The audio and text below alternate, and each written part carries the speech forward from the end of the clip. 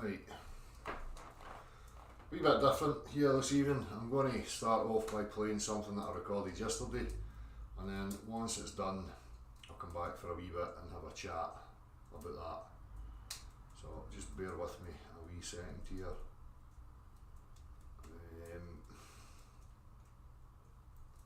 Make sure I've got what I need here.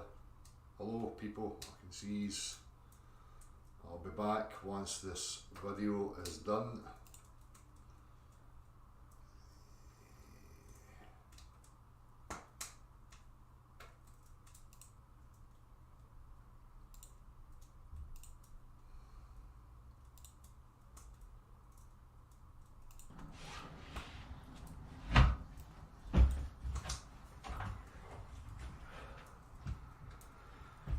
So, this is to talk about the pull of gravity, the pull of magnetism, and how I have been stating over and over again that when it comes to physical reality, there is no such a force as pull. So many people have got questions and trouble with this. I've done this a few times, but I quite enjoy it because it obliterates some of the notions that people have about reality and how it functions.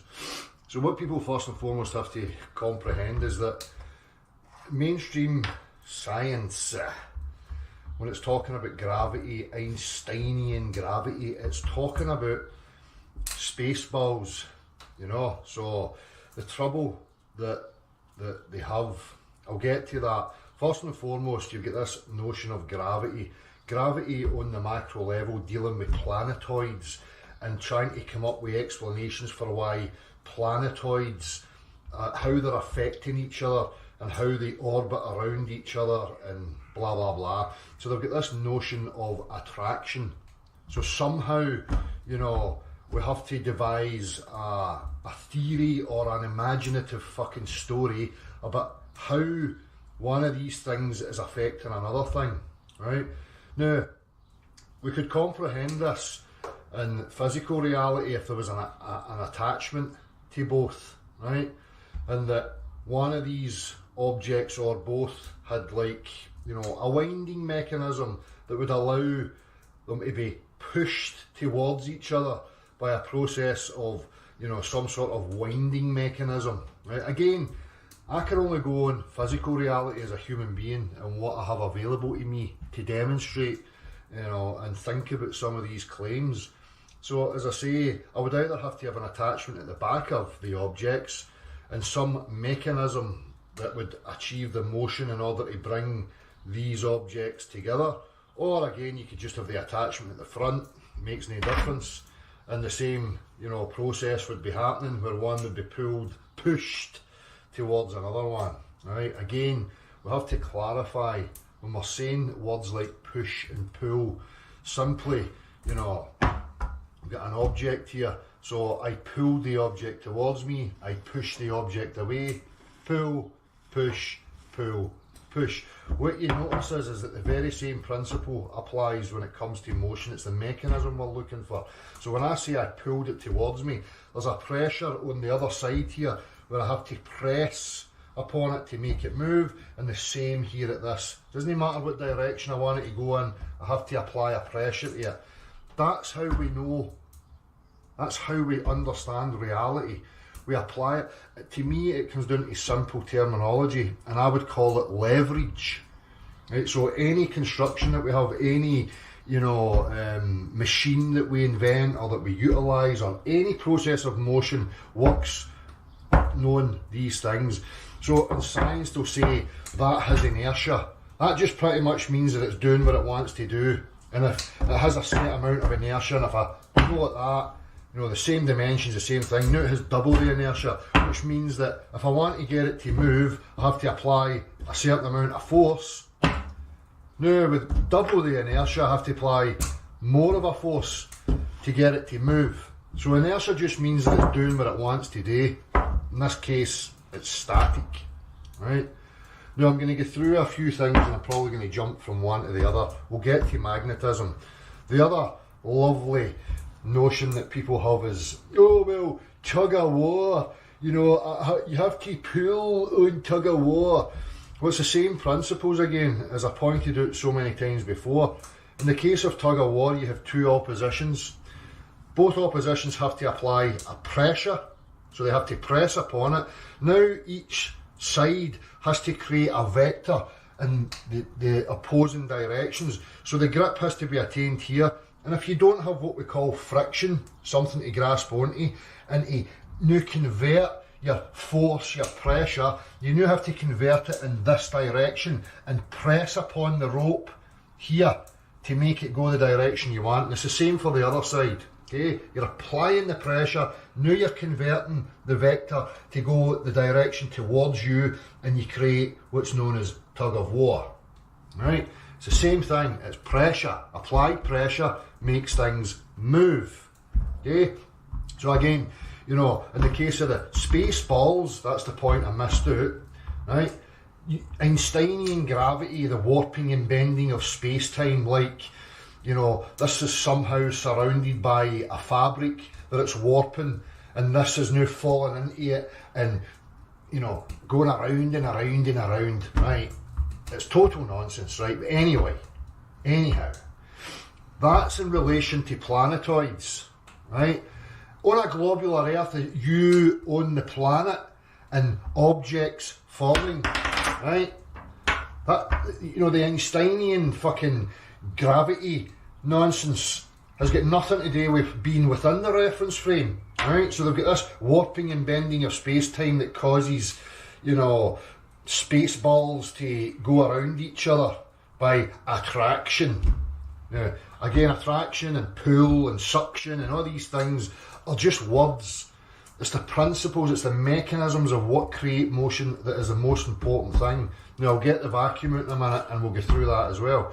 But remember, we're not talking about us within the reference frame here. That's a whole other subject, right? Why things do what they do within the reference frame, right? I'll get to my own theories on that, right? And again, for me, it can tie into the whole thing that we call the universe, because in the most people's minds, they've got this conception of us, the Earth, other planetoids in an empty space, and there's objects all within an empty space all moving around each other. What if it's not the case? What if what we call the universe, when we look above the heavens, the stars, the sun, the moon, what if they're part of the very same construct that we stand upon? What if the whole thing is encased in one unit, and there's no such thing as outer space with separate bodies and voids between them, right? So other examples, you know, as I say, leverage. You know, here we've got what we call an inclined plane, right? Again, it's just light, it's just a lever. So, you know, again, the same principles are applied. We have to apply pressure, and because there's now a resistance and this plane is inclined, so it's helical, right? What we get is that, right? I'm sure many of you have seen it. The same again, doesn't matter what direction I want to go in, and I'm applying a pressure and I'm pushing the direction I want. If I want to go the opposite direction, I have to do the same thing again, right? So we'll get to magnets in a second. I'm going to plug the Hoover in for you, because this is another thing that people have got the notion of. And the reason I'm showing you this is because of my thoughts on magnetism, right? So here we go. I'll put a wee pile of dust there. Emma is going to love me for clogging up her Hoover with this. So we've got a device here. The device here utilises electricity. Again, another discussion. We don't have a clue what electricity is, where it actually comes from, but we can utilise it to power motors. Now, a motor is just another system of leverage. Okay, same principles. Something has to press on something else to create what we call motion. So in this case, we get a high velocity rotation. Now, when that happens, you create a low pressure around that area. Okay, and from there, what happens is the higher pressure surrounding it pushes in, and this is what happens here. Do people actually think that this has some sort of magical power to make this stuff come inside here? What would you think, again this is in relation to the magnetism and gravity, how would you think that this has any sort of power, any sort of mechanism to make matter go towards it, right? We understand the principles of this.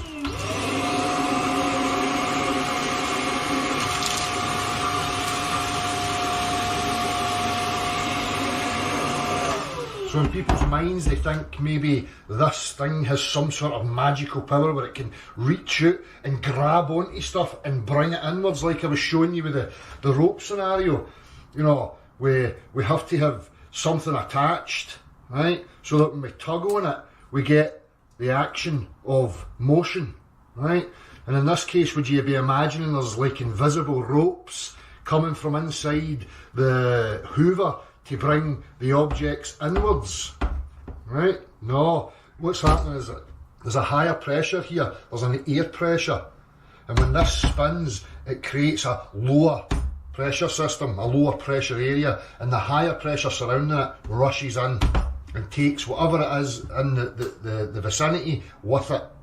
That's how it functions, right? Bringing me on to magnetism. Now I've got two magnets and I'm probably going to insert a bateric lathe in here.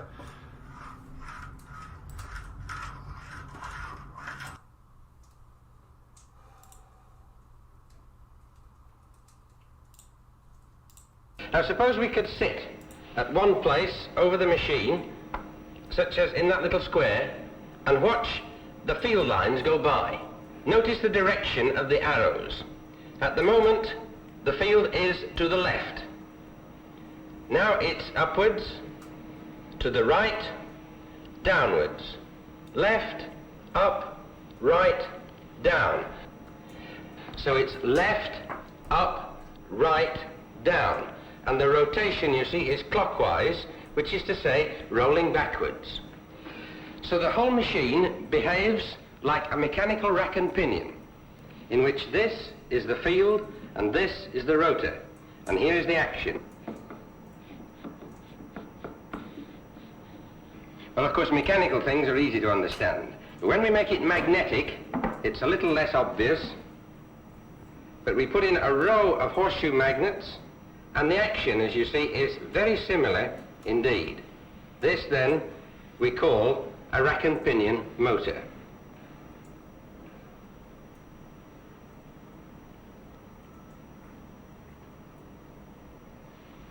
Now, in a linear motor, a row of electromagnets effectively replaces the row of permanent magnets, and instead of the many-toothed wheel, I'm going to use a very simple wheel with just two teeth. When I switch on the motor, the wheel spins, and if I disconnect one of the wires to this motor, I can stop this travelling field dead, like that, and now we can see the shape of it. There is the field shape. If I draw the wheel slowly along the surface, you can see the rack and pinion action in slow motion in the stationary field. Now if I...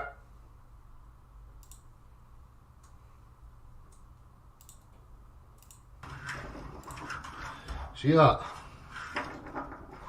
No contact. Right? So we seem to have, when you see magnetism depicted, we've got this kind of flow going on, right?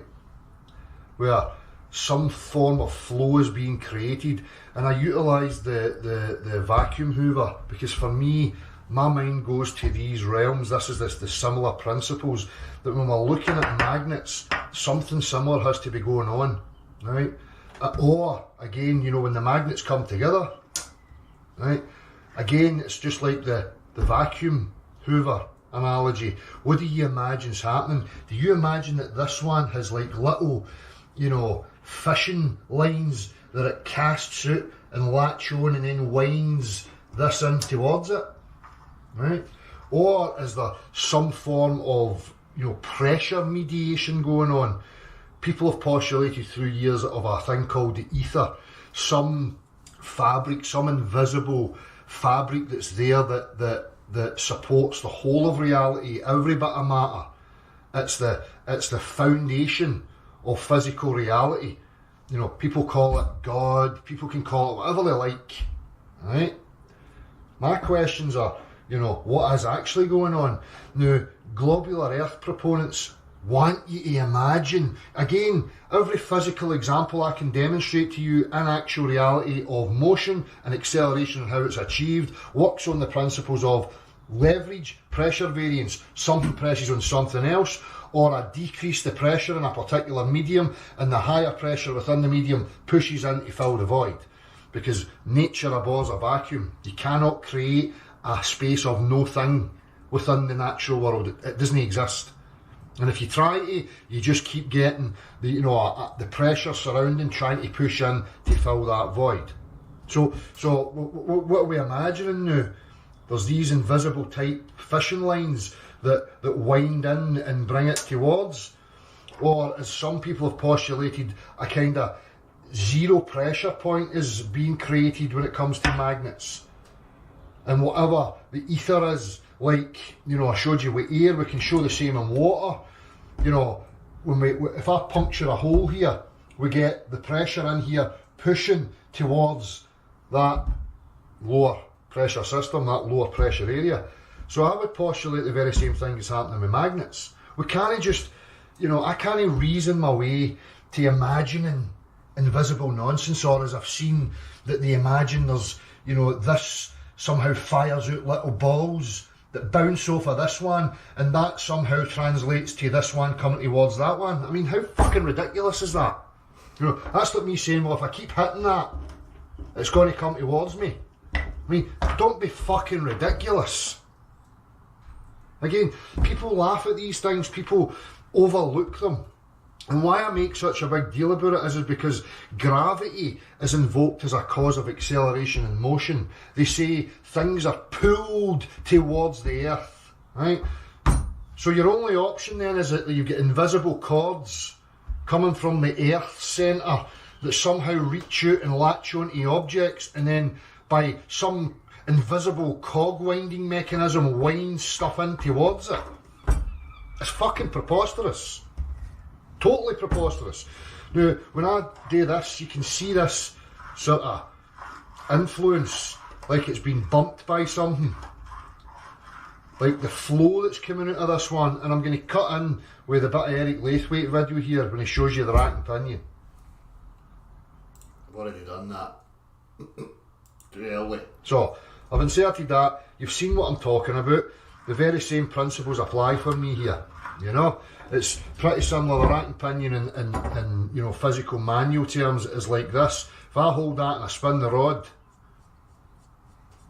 right, you see what's happening, right? Same if I go in the opposite direction. So, when we talk about magnetism, I base my comprehension on what reality is and how it actually functions. I don't wander into imagination land and voodoo black magic stuff. Ooh, come towards me by power of mathematics. Ooh, fucking gibberish. Now I challenge anybody, demonstrate for me the mechanism of a pulling force.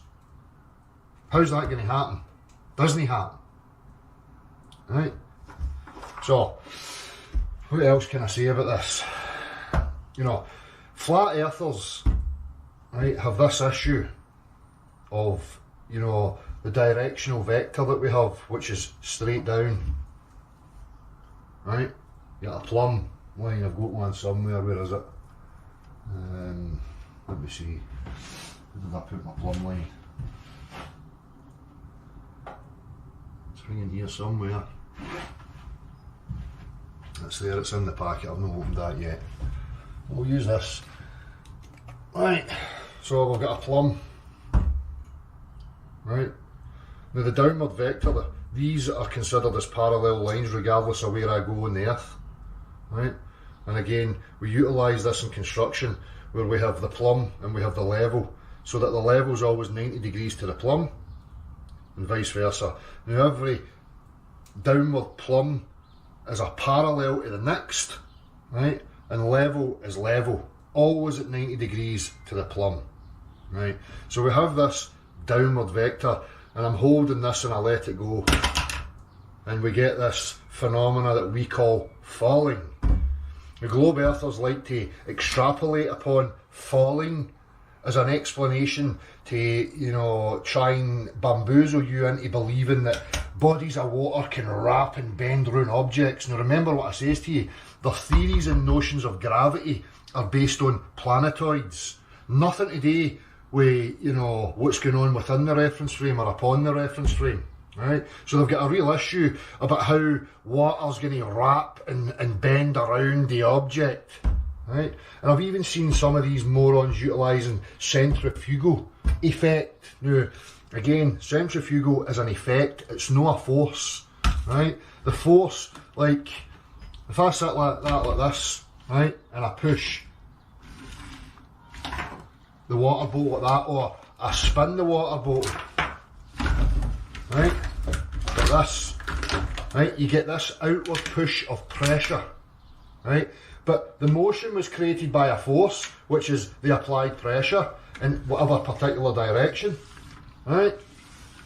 So, you know, as I say, when that happens and we get these things happening, when I put that into motion and I was to keep pushing it into motion like that, right, a higher pressure starts to happen towards the back, right. Now the air bubble that's trapped in there is going to be pushed to the front, okay, because it's got less density.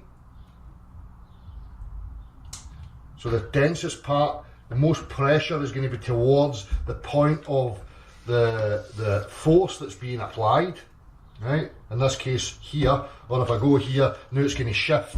Now the pressure is going to shift towards the back because it's relative to motion, right?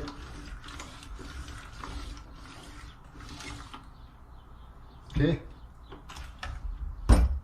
Same again, if I go like this and I swing it backwards and forwards, right?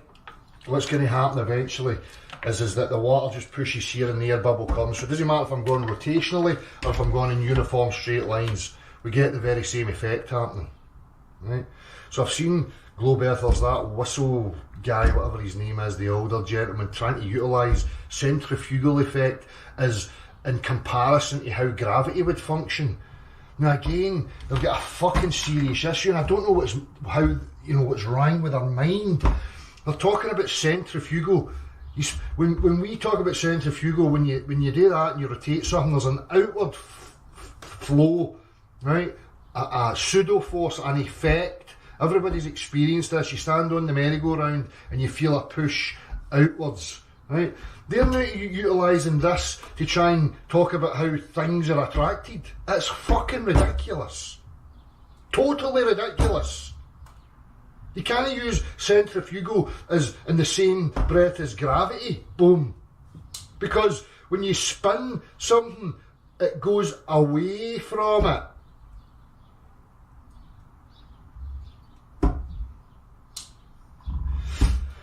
So, where does that leave me? Right? When I'm trying to come up with an understanding or a possible explanation to how my reality actually functions. So going back to, again, and for me, motion is always the most important thing, right? So what you have to imagine is that we have a void, we have nothing, right? And we have an object, right? We'll call it the earth. Right, and there's other things here. There's air, there's water, there's whatever else. Now this object in three-dimensional space with nothing else to reference, right, has no direction, has no downward vectors, has no vectors whatsoever because it's just an object. The only thing that gives it a vector is by putting it into motion, right? Now it has a vector. Now, if you were standing here, or there was people here, and this was put into motion, right? Now you've got a vector, now you have the downward vector, which is the opposite and equal to the upward vector, right? And they even talk about this stuff in mainstream, right? Where they'll tell you that the earth pushes upwards equally to you pushing down upon it. But something has to be moving in the first place. This is where people are missing the whole fucking point. For me, you know, it makes sense that the reference, again, this is only me going through my reasoning and looking at reality, and I invite you to do the same. If you can find something else to show me and influence the way I'm thinking about it, then fair enough. So far I've found nothing, right? So we get the vector being created by putting the system into motion, right? Well, now what happens is that you've got what we would call weight. If you were a body here before this was in motion and I just sat you there, you'd be static, you wouldn't be going anywhere. You'd just be hovering, and so would this, right? Now this object has set volume, it has a set shape to it, it has a set density to it, and so does this, right? But this has no weight and it has no direction. What gives it weight and what gives it direction is dependent upon the reference frame. Coming into contact with it, now pushing against it, giving it the downward vector, and depending on how fast it's moving is going to dictate the weight of the object. Right? That's what weight is. Right? For me, there's no other way that I can reason. And again, I encourage you and I invite you to get involved in the same thing and play with reality. See if you can find something, right? There's no pulling forces, they don't exist. When we're talking about centrifugal, we're talking about effects, we're not talking about forces. Centrifugal is an effect of motion, right? Motion requires force.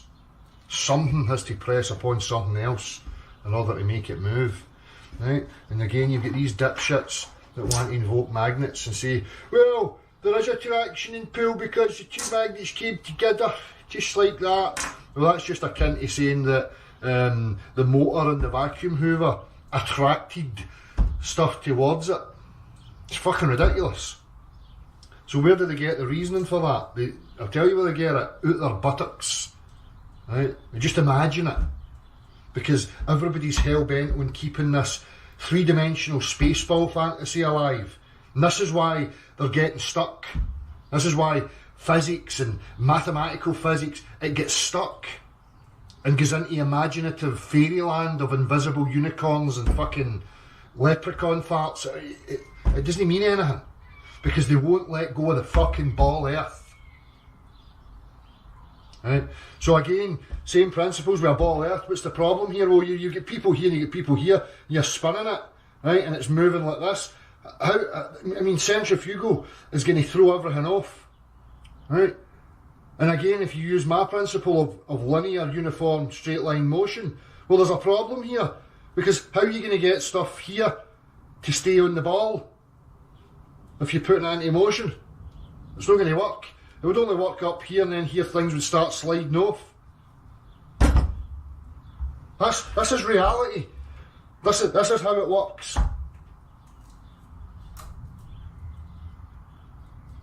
I'm going to keep going over this stuff. And again, I invite people. I'm not interested. No, you just don't understand. I've gave you demonstrations. Don't dare coming back at me with notions of pull. Right? I've demonstrated it to you with a tug-of-war scenario. What else are you going to come up with? Huh? There's nothing. No such thing as pull. Doesn't exist. So the magnetism thing, as I say, I showed you the Eric Laithwaite stuff. What's going on?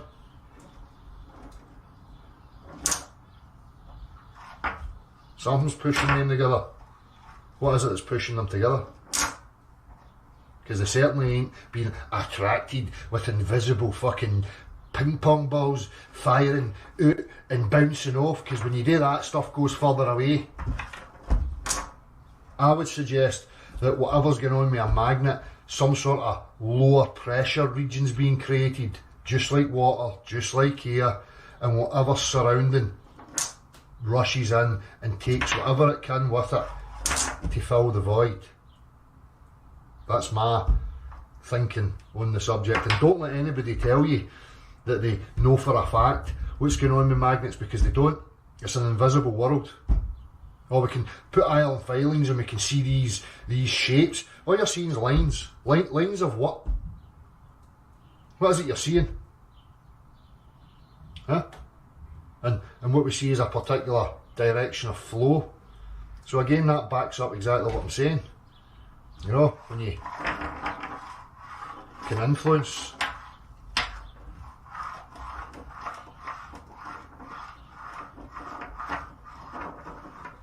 Yeah, pushed it away there.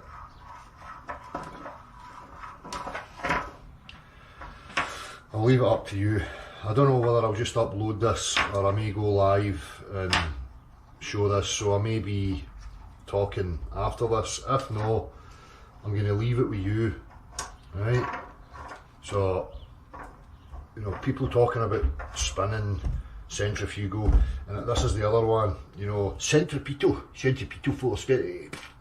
Centripetal is basically tension, right? So if I attach that and I swung it, right, and I was rotating it, right, there's a tension here, and now I'm having to tether, right? So you get a tension within that where it keeps it tethered, and there's a tension as that wants to go in a straight line away, right? They call this centripetal. It's nothing, it's tension, right? It's not even really an effect, it's tension, right? So again, you know, when I was talking about the reference frame thing and the uniform straight line motion, so you've seen the bucket thing as well. You know, if you've got a bucket and you put water in there and you swing the bucket, right, you get everything pushing towards the base of the bucket, right? Now I've got issues with that, you know, because it doesn't really seem to affect air so much. And again, with the postulation of the uniform straight line motion of the Earth system, whatever it may be, you know, when we get this motion, from there you can get density layering. I've showed this example before in the car. I showed it with the water, right? So that when we accelerate in that direction, if I had different materials in here, things of different density, right, what's going to happen is that the most dense is going to go towards the back, towards the point of the motion or the cause of the motion, right? And then I'm going to get a separation in the different densities. So you can see this example, I've done it before. You can use a vehicle where you can hang plumb lines of different materials and you can have a helium balloon attached to the floor. Now when the car's accelerated in a particular direction, the denser materials go towards the back, the helium balloon is now pushed forward because the air within the system is now compressing, creating a higher density, which is now forcing the helium balloon, which is a less dense, you know, gas, to go forward. Right? So that happens with uniform, linear, straight line motion. Why is everybody so fucking terrified to go there? Huh? Because propaganda said so. You never listen to propaganda. You should be reasoning yourself. You should be looking at these things and trying to tear them apart. Which is why I was saying the other night, when a globe earther wants to invoke gravity, you first have to establish for them what they're talking about. Are you talking about planetoid gravity, warping and bending of non-sequent space-time stuff, non-entities warping and bending, creating this nonsense? Or are you talking about gravity as in us within the reference frame and the appearance of things falling? Now what if that's not the case? What if when I let that go it stays perfectly fucking still and it's us that are coming up to meet it? Yeah? There's the question answered. If you don't, and you keep going with globe earth nonsense and static earths and stuff, you're having to come up with all sorts of magical, you know, voodoo, black magic nonsense to try and explain what makes that go in a downwards vector. Why does it have to be that complicated? All I'm saying is that it should be open to the discussion and hoping that other people get involved in that discussion and not being afraid to, because flat earthers said that flat earth society said so. So flat earth society's government agents, so I'm not listening to them. Never mind propagandists. Go through the processes that I'm showing you right now. Anyhow, no doubt I will be discussing this further, and I encourage and hope that anybody else can get involved. And again, I'm not interested in trolls. You don't have a leg to stand on. There's no such thing as a pulling force. Pull and push are descriptors of direction. I pulled it towards me, I pushed it away. I pulled it towards, I pushed it away. Mechanism for the motion is the exact same. It's applied pressure. Right? Or, in the case of the vacuum cleaner, you know, pressure mediation. I'm creating a lower pressure within the medium air. And the higher pressure air pushes in to fill the void.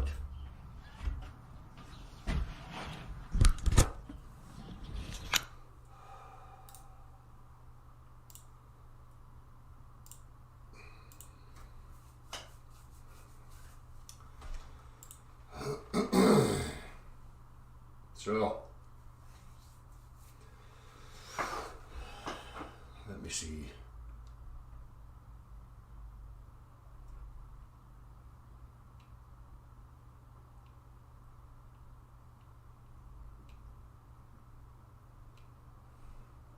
We get any discussions on it?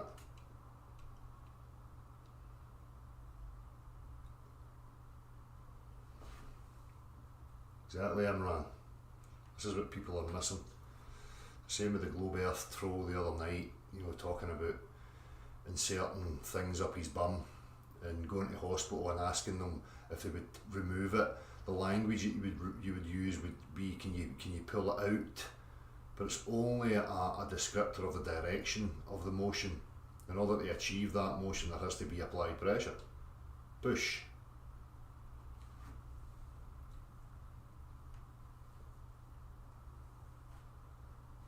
Dr. John D, I certainly have not. I'm going to have to get into that.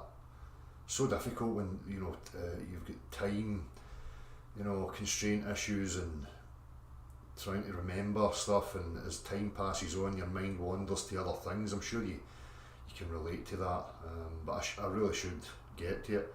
If you don't mind and you can be bothered, could you send me an email linking me direct to them so that I don't have to go searching for it?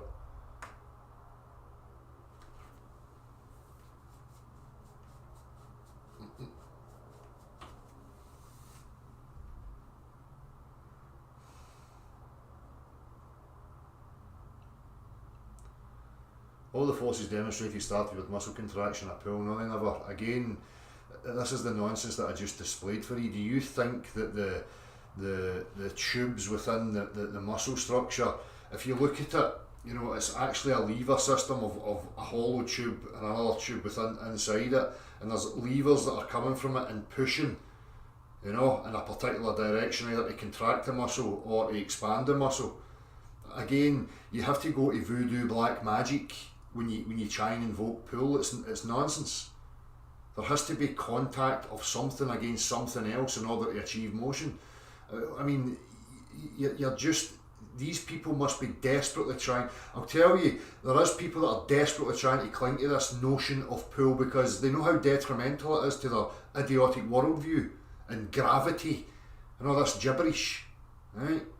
You're never going to escape factual reality and how things actually function here, right? If I remove your lung from your rib cage and it's no longer attached, where it has something to push against to expand, you're going to die. That's what happens to people.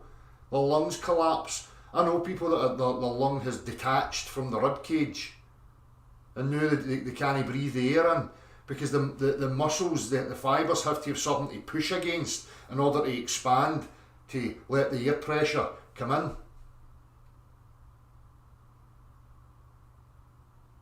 Stop being willfully ignorant and desperate to cling to a bias. You're not going to break reality so that you can maintain an idiotic belief in magical nonsense.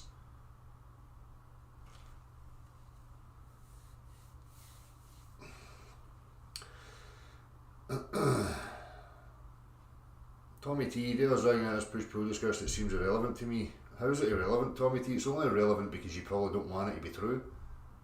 So it's a shame. It's a wee shame for you.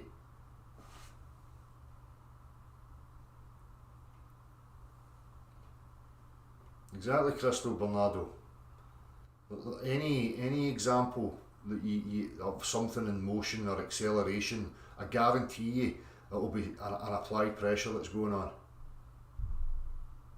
It's the whole basis of machinery.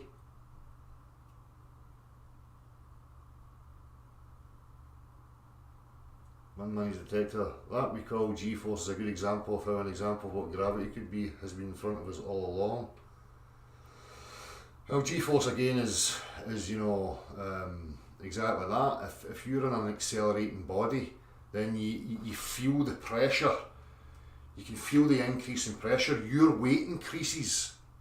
You know, if you were sat on a, you know, one of these rotational, you know, devices that they have for fighter pilots and whatever else, if you had a pressure plate at the back, as that starts to rotate, that person's weight is going to increase massively. This is what I'm saying. You know, we can look at motion and it gives us the answer to a lot of these things. Density layering, what weight is, how we get weight, and how weight's variable depending on the speed of the reference frame. Now this is staying up, Des.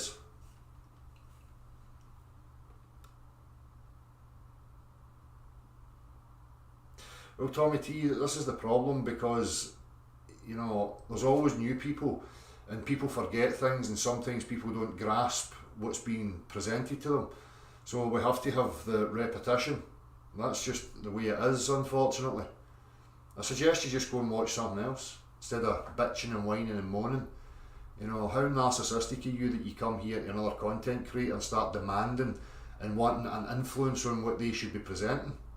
Take a look at yourself. Mind your own fucking business. And if it's no for you, charge on and away and watch something else. Right? Another perfect example of weak psychology and how blinded people are to their own fucking stupidity.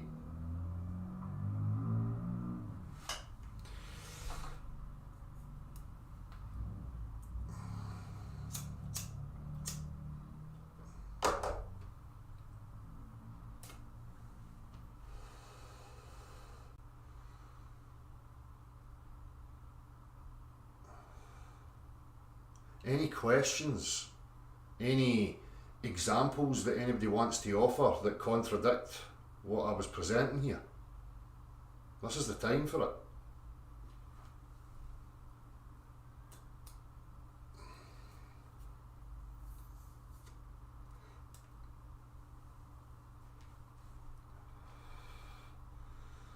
What's this? What happened to your last one? I removed it. I wasn't happy with how I conveyed this. You know, I don't want to convey the message the way that I did, and I just wasn't happy with it. So I stated that when I was on live, that I probably would be taking it off. What doesn't stick, V Thomas? What are we talking about here?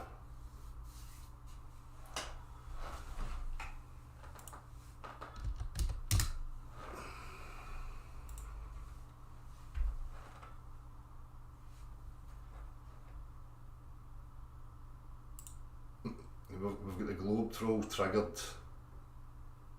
Globe trolls are triggered massively because they hate reality and they hate it when it's pointed out to other people.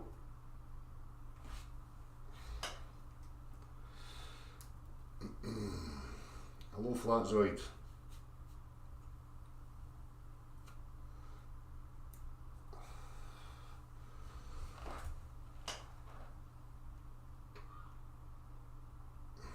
No, this is it, one man, he's detector. You know, everybody, a lot of flat earthers have got a, you know, avoid this type of discussion. They'd rather opt for looking at electricity or magnetism or some other, you know, notion of what the possibility could be. As I say, I'm putting that on the table because it's demonstrable and it answers questions.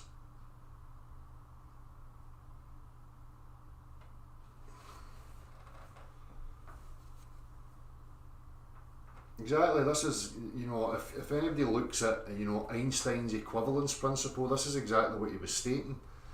That to us within the reference frame, there would be no difference, there would be no way to tell the difference in whether we were in a reference frame that was moving uniformly or whether we're in some gravitational field, right? The gravitational fields and other stuff are mathematical concepts, right? Only one of the postulations in Einstein's equivalence principle are demonstrable, and the demonstrable aspects are the ones I've just showed you.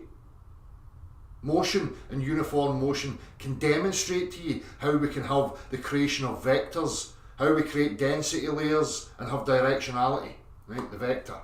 And also how we can, you know, explain weight and how we can have this, you know, what we call, you know, the globies love it. Oh, well, there's a pressure gradient. Of course there is. Like if you were in a car accelerating the car, there would be a higher pressure towards the rear of the vehicle than there would be towards the front. And if you invert that 90 degrees, that's exactly what's happening. You're getting a compression of air closer to the earth, right? And the further up you go, there's less dense material, so less pressure. No, it doesn't mean that there's nothing up there. It just means that it's under different pressure. I would suggest because of the motion. Well, I mean, all I'm saying is I don't know why more people don't invite that into the discussion. It's not based on the Flat Earth Society said so. It's based on reasoning with your objective reality and what we can demonstrate to each other. So I'm not interested in Flat Earth Society stuff. I don't give a fuck about all that scare tactics and fear mongering and propaganda. Reason with me, the man, based on what we can observe and test and demonstrate in actual reality.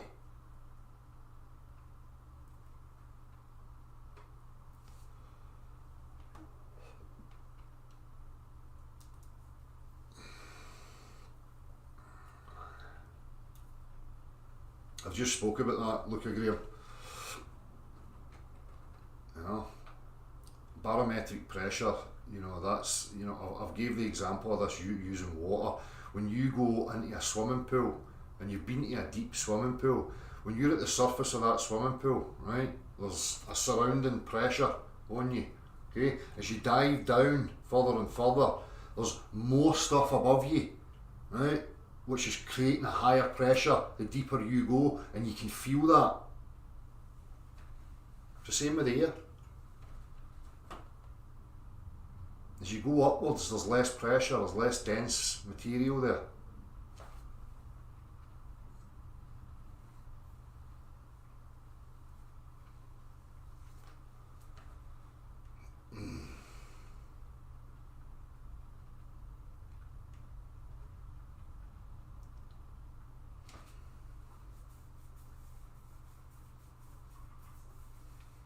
Exactly. Well, that's the only thing that we have. That's how a force is for me. A force is something that presses upon something else. Dr. John D. I know that you comprehend. I'm not preaching to the choir. I'm just, you know, extrapolating on the point that's being made. That's what a force is. That's why I'm saying, you know, people talking about centrifugal forces, they're effects of motion. You know, like you know, the roundabout as a child that you went on and you feel that outward push. Right? You had to use force to put it into motion. You had to put your feet on the ground and apply the very same principles that I've just displayed for you in order to put it into a rotation. And the faster you go, the more you feel that outward push. Right? That's the effect of the motion. It's not a force.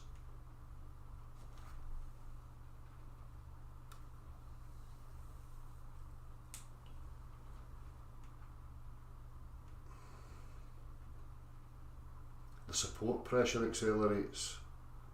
Don't know what you mean by that.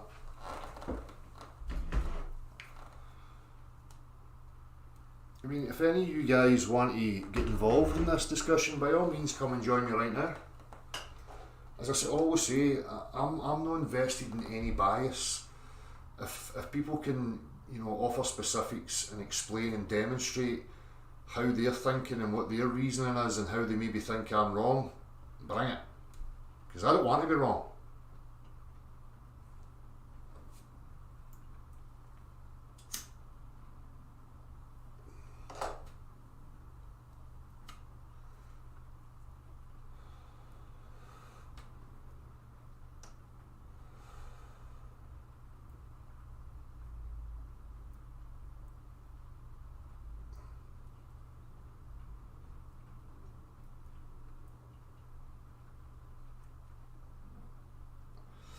this is the thing, Troll Hunter, as I was talking about in that video. This is because of the globe earth paradigm and this notion that the universe is an empty void, and in this empty void there's separate objects, right, with a void between them. What I'm saying is, what if that's not the case? What if the things that we call the universe, the stars, these luminaries, what if they're attached and part of our earth structure?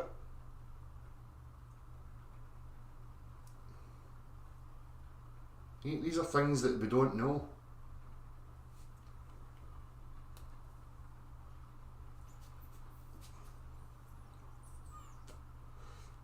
I get that, Flatzoid, but you know, it's how we get the density layers in the first place and why they're orientated in a particular direction.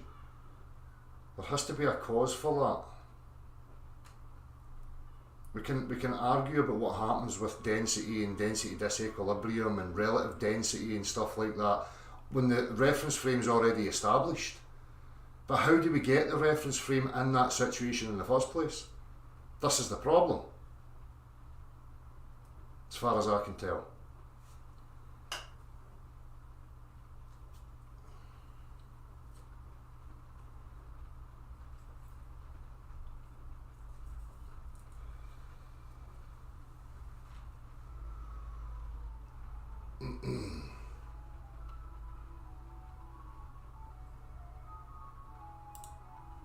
Good, Flatzoid, so that's what I'm talking about.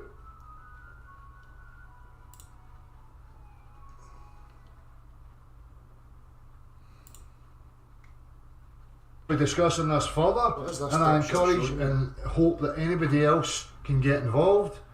And again, I'm not interested in trolls. You don't have a leg to stand on. There's no such thing as a pulling force. But this is just a fucking absolute gimpy little moron. I mean, how fucking utterly stupid is this boy, Sean Hawkins? Absolutely blindly fucking dumb. And the same for any other globe earther or anybody else that tries to deny the facts of reality. Demonstrate the mechanism of a pulling force. Stop just saying it. It's been explained to you. Pull and push are descriptors of direction, not mechanisms of motion and acceleration. That's how, get off the fucking crack pipe and actually comprehend and listen to what's being said to you.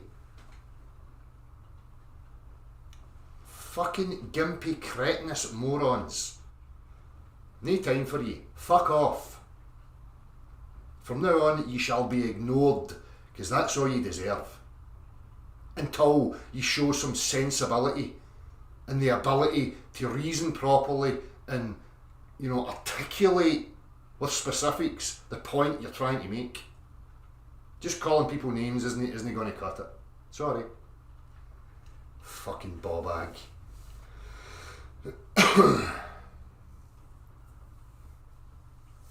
Would you get density layers if the temperature was below the freezing point of everything substance?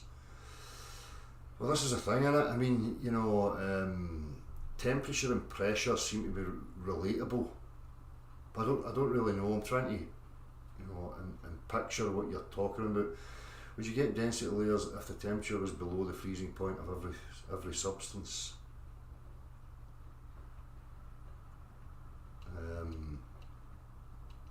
I don't know. You would be changing medium then.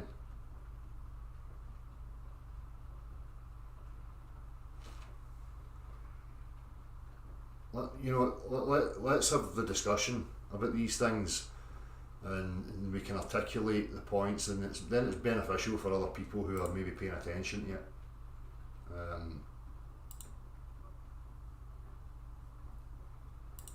Could be a valid point, but I'm no. If every substance was a solid, would you have density layers? Well, no, because they would resist each other. We're talking primarily on fluids, liquids, that we can get that in, you know, solid-bodied objects within these mediums. But if it was just solid bodies, then, you know, there's going to be that resistance. So, like if I had a block of wood, you know, beneath a bit of metal, and you know, put it into motion in the system that I'm talking about, you would just get that resistance. Obviously the solid can't pass through the wood, but if I put it into a fast enough, you know, motion, eventually that pressure, that weight would crush and, you know, compress the less dense material.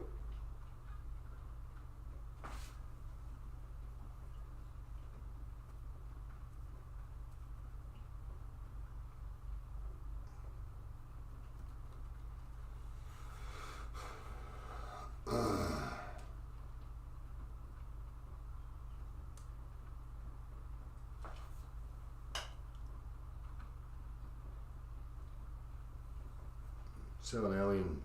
The weather is a prime example of pressure and its influence on our environment. Why is one day hot and the other some 93 million miles away? Nonsense, of course.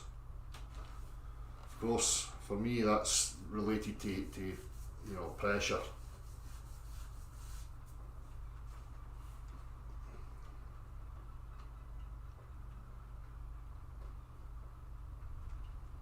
And again, you know, the globe earth talks about this, you know, like the gobstopper, you know, like the centre, this molten centre.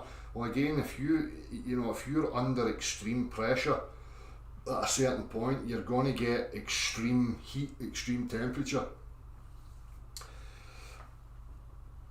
We see that in motion as well, you know.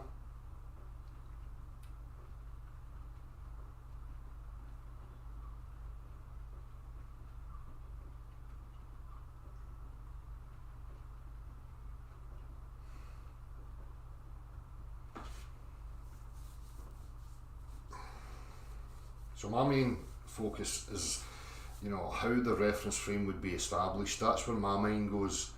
You know what's going on in relationship to the things. How do we even establish that kind of reference frame for us as human beings trying to conceive of the bigger picture? Again, this is what I keep saying, the only thing I can come to is motion. And I was talking to Andrew, and even from a religious point of view, again, I'm not religious, but I find it interesting that the very first statements from, you know, like the biblical is that and God moved, or something like that, basically saying put things into motion before he spoke or any of that stuff. I just don't think we would even exist. You know, it could be that we are static representations of something and God is actually moving through us, and that's what animates. I mean, I don't know. These are just theories, ideas about the possibilities of what's going on. But from my point of view, again, basing things on, you know, objective reality and demonstration, that's where I'm at. And I just can't get beyond it until somebody can offer me something that shows me otherwise. And again, some of the main points to help people with the globe earth argumentation, right? The way in which objects fall, right? That observation, that phenomena has got nothing to do with establishing the earth's shape. It's a total fucking red herring. And people have to, you know, comprehend the difference between the Einsteinian and Newtonian. Right? Einsteinian's in relation to planetoids and how they're affecting each other. It's got nothing to do with us within the reference frame and that phenomena that we observe.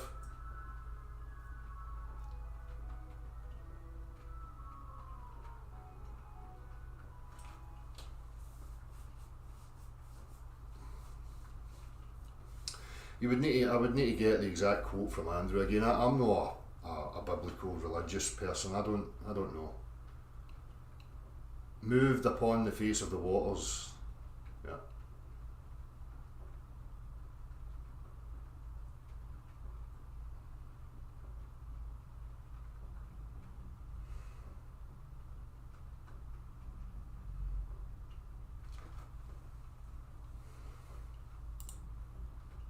So I'm open to discussion. If anybody wants to come in here for a little bit and chat about this stuff, then by all means.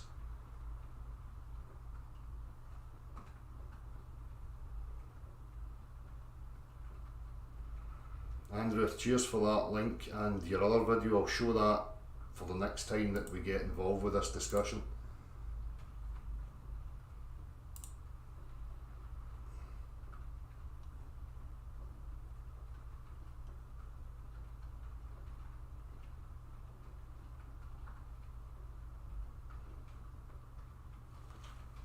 So, do people comprehend what was presented? Hopefully it opens up and other people engage in the discussion. I'm here for anybody that wants to get involved in that discussion. I say, I'm not claiming that any of this is set in stone and that I'm correct and I have the answers. I'm just saying where I reason to and why I reason the way I do and what it's based upon. That's it.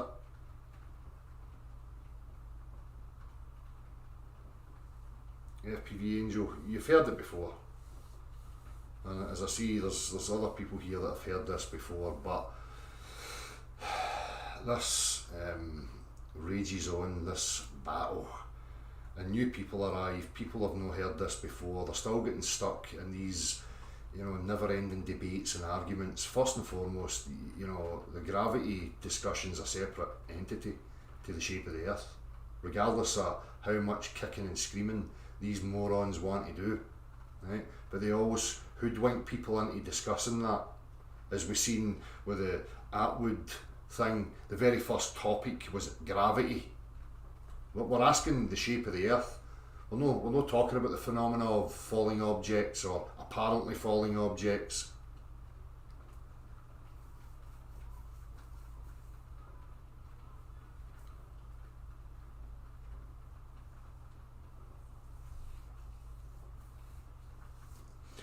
Yeah, but how was that reference? How was the reference frame established in that format, Dr. John D? Why is it orientated top to bottom? That's the point. So of course, if the reference frame is in motion, then I have to apply energy, I have to do work to overcome it, which is why as a child, I'm postulating here, you're lying on your back and you have to develop the skeletal and muscle structure to be able to overcome that centrifugal effect, that push downwards, so that you can combat it, and then you're using energy.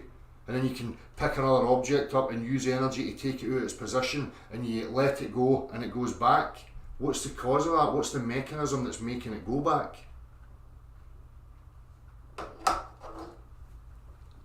If something's moving and something, you know, accelerates or whatever, then the object's either accelerating or it's the reference frame that's moving. So what causes it?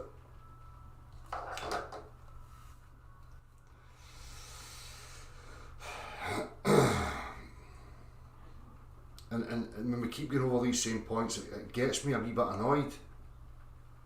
Right? I grasp all that stuff, you know, disequilibrium. I've taken it out of its position and I let it go and it goes back. Well, what's the mechanisms that's making it happen?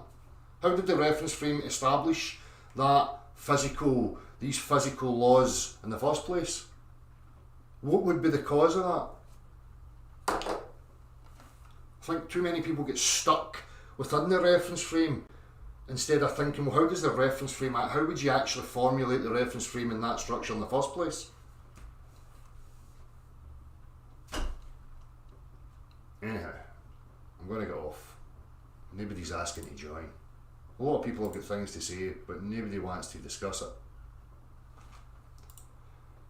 Hopefully in the future, people will want to come and have the discussion about it. Take it easy, people. See you soon.